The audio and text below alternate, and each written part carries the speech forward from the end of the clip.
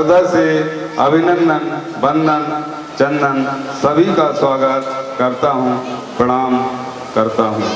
बहुत बहुत धन्यवाद। अब मैं श्री माननीय मंत्री जी को आप अपने प्राणनाथ जी की जयकारा और आप आते रहते हैं, बहुत बहुत धन्यवाद। इतना 3 सेट बनाया है आपने, मैं बहुत बहुत धन्यवाद मंदिर की ओर से और कमेटी की ओर से, बिलानी की ओर से प्रणाम और सभी सुंदर साथ की ओर से प्रणाम करता हूँ। प्रणाम, धन्यवाद।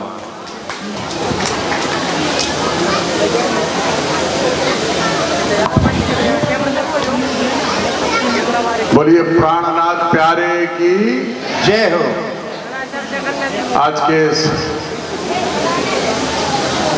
प्रकटन महोत्सव के अवसर पर मंच पर विराजमान सभी धर्म गुरुजन और हम सबके मार्गदर्शक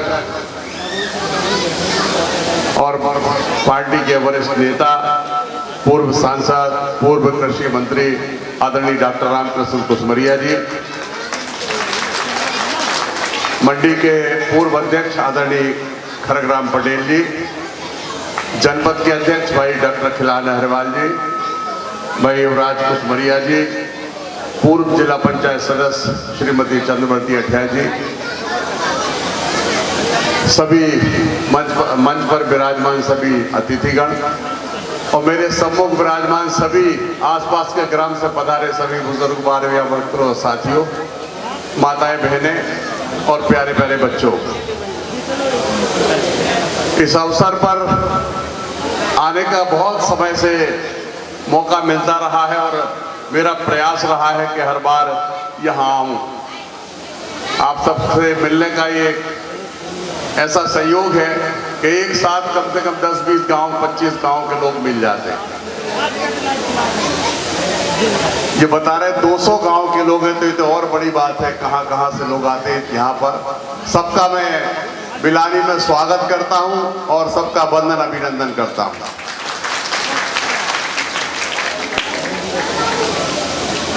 हर बार, हालांकि आज मैं सच बताऊं, कल ग्वालियर में इतना बड़ा कार्यक्रम है जिसमें माननीय प्रधानमंत्री जी सीधे जोड़ रहे हैं, माननीय मुख्यमंत्री जी, और गौशाला का एक बहुत बड़ा कार्यक्रम है 10 बजे। मुझे वहां भी जाना है। अब हिम्मत जुटा रहा हूं कैसे पहुंचूं 10 बजे सुबह, लेकिन यहां पर आना था। सब लोगों का आग्रह भी था और मेरे पास 2-3 बार आए कि आना ही है। आज भी सुबह से फोन आए, तो आप सबके बीच में आने का अवसर मिला। आप सबका बहुत बहुत स्वागत, वंदन और अभिनंदन। बार बार ये बात आती है सेट की, मुझे लगता है बार बार कहने की आवश्यकता नहीं है। छोटा सा प्रयास था, हो गया, आप सबके लिए समर्पित है और जो भी हो सकेगा वो और करने का, और अच्छा करने का प्रयास करेंगे। जब किसी काम को हाथ में लें तो मुझे लगता है कि उसको पूरे समर्पण और ईमानदारी और अपनी लगन से करेंगे तो सफलता निश्चित रूप से मिलेगी।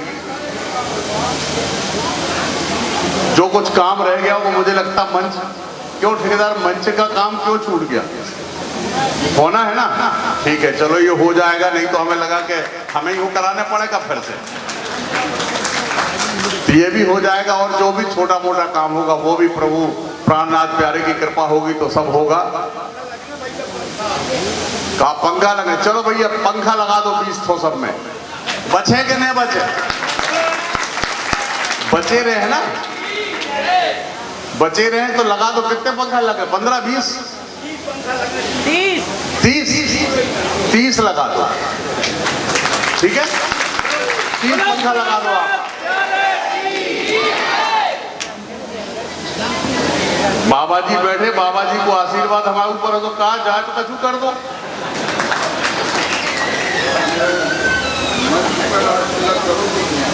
नहीं तो हम वही से कह रहे हैं आशीर्वाद हो, सब कछु हो जाए, कछु दिक्कत नहीं है। और ये सबकी कृपा से ये सब संभव हो पाता है। और जब सबका स्नेह और प्रेम होता है तभी संभव हो पाता है। मित्रों, एक बात जरूर कहना चाहता हूं, हम सब मानव जीवन में बहुत संघर्ष करते हैं और संघर्ष जब से शुरू होता है जीवन में, जैसे ही हम कदम रखते हैं, पैदा होते हैं, और उस समय से संघर्ष शुरू हो जाता है। और संघर्ष इसलिए अगर रोता नहीं है, आदमी कलयुग में आया है, पृथ्वी पर आया है और रोता नहीं है, तो उसको कहते कि ठीक नहीं है, स्वस्थ नहीं है, तो उसको मार के रुलाने का प्रयास करते हैं। और वो प्रयास इसलिए होता है कि तू समझ ले भैया, अब ये पृथ्वी लोक में आ गया, और पृथ्वी लोक में आए तो संघर्ष तो आपको होना ही है। और जिस दिन से हम आते हैं उस दिन से संघर्ष शुरू होता है। कई बार लोग अपने जीवन में भागते रहते हैं और उनको ये समझ नहीं आता हम क्यों भाग रहे हैं। अगर हमको शांति ढूंढना है, हमको अपना सुकून ढूंढना है, तो वो सिर्फ और सिर्फ 2-3 जगह मिल सकता है। आज का समय बड़ा बदल गया। पहले परिवार इकट्ठे होते थे तो जिम्मेवारियां बहुत बढ़ जाती थी। आज तो यह हाल हो गया कि ब्याह होवे के 2-3 साल अगर टिक गए तो बहुत बड़ी बात है, नहीं तो पहले ही से डेरा दूर धरो, अलग करो और अलग हो जाओ। लेकिन वो तकलीफ आदमी नहीं समझ पाता कि इकट्ठे परिवार की और अलग अलग परिवार की क्या तकलीफ और क्या सुख है। जो एकत्रित परिवार का सुख है वो शायद अलग होने में कोई मजा नहीं है। ऐसा लगता जरूर है लोगों को, लेकिन मैं ऐसा मानता हूं कि अगर हमें अपने जीवन में सुख शांति ढूंढना है तो अपने अंदर ढूंढ लो, सब कुछ मिल जाएगा। हम अपने अंदर नहीं ढूंढ के दूसरों के अंदर ढूंढते हैं, दूसरे को देख करके और खुश होने का प्रयास करते हैं, दूसरे का दुख देख करके और हम और दुखी हो जाते हैं। मुझे लगता है इन सब चीजों में फंसने की जरूरत नहीं है। अगर हम प्रभु के सामने खड़े होकर के कोई मांगते हैं और सोचते हैं कि ये सब हो जाए, तो वो सब संभव हो सकता है अगर हम उसको अपने मन से, दिल से और भगवान पर विश्वास करके हम अगर ढूंढने का काम करेंगे तो सब कुछ चीज अपने अंदर उपलब्ध है। वो शक्ति भी अपने अंदर उपलब्ध है जिससे कि हम सुकून और शांति को ढूंढ सकते हैं। और वही काम अगर हम करें तो मुझे लगता है मानव जीवन का जीवन सफल है। क्योंकि बहुत सारे लोग इस बात को समझने को तैयार नहीं कि ये जीवन कितना महत्वपूर्ण है। हमें मिला है, अगर ये जीवन मिला है, मानव जीवन मिला है जो इस पृथ्वी पर सबसे सर्वश्रेष्ठ है। हमको भगवान ने सब कुछ दिया, बुद्धि दी, सोच समझने की शक्ति दी, काम करने की क्षमता दी, समय दिया, सब कुछ दिया। परंतु कई बार हम इसको न ढूंढ के और बाकी चीजों ढूंढ के अपना पूरा समय खराब कर देते हैं। मुझे लगता है कि यहाँ पर बैठे सारे लोग जो भी मेरी बात सुन रहे होंगे, हम अगर अपने अंदर मन को शांति और सुकून ढूंढ लेंगे तो शायद ये जीवन का सबसे बड़ी हमारी उपलब्धि होगी। और वो कहीं और नहीं, हमारे अंदर है और हम उसका प्रयास करेंगे। और तो मुझे लगता है कि बहुत सबको बहुत अच्छा लगेगा। और ये जीवन इतना महत्वपूर्ण है कि इसको कभी किन्हीं छोटी छोटी चीजों में खराब करने की आवश्यकता नहीं है। मुझे लगता है कि बड़ी बड़ी सी चीजें हम छोड़ देते हैं और छोटी छोटी चीजों में हम अपना सब कुछ समय न खराब कर देते हैं। मुझे लगता है कि जीवन में हम सब एक दूसरे से मिलकर के काम करेंगे, एक दूसरे को सहयोग करने का काम करेंगे तो बहुत अच्छा होगा। मैंने जो परिवार की बात शुरू से शुरुआत में कही थी, वो मैंने इसलिए कही थी कि आखिरी समय पर, आखिरी जो हमारा समय होता है, हमारा जीवन काल जब बचपन शुरू होता है, बचपन में हम बहुत सारी चीजों का ध्यान नहीं रखते। जैसे ही जब हम बड़े होते हैं तो अपने परिवार को बनाने में लग जाते हैं और परिवार बनाते बनाते हमें पता नहीं चलता कब हम 50 के हो गए, कब 55 के हो गए और अब तो हमारे बच्चे बड़े हो गए। तब याद आती है कि हमें यार अभी तो हम बहुत कुछ छूट गए हमसे। तब भगवान की याद आती है और उस समय पर हम उस काम में लगते हैं लेकिन मन कम लग पाता है।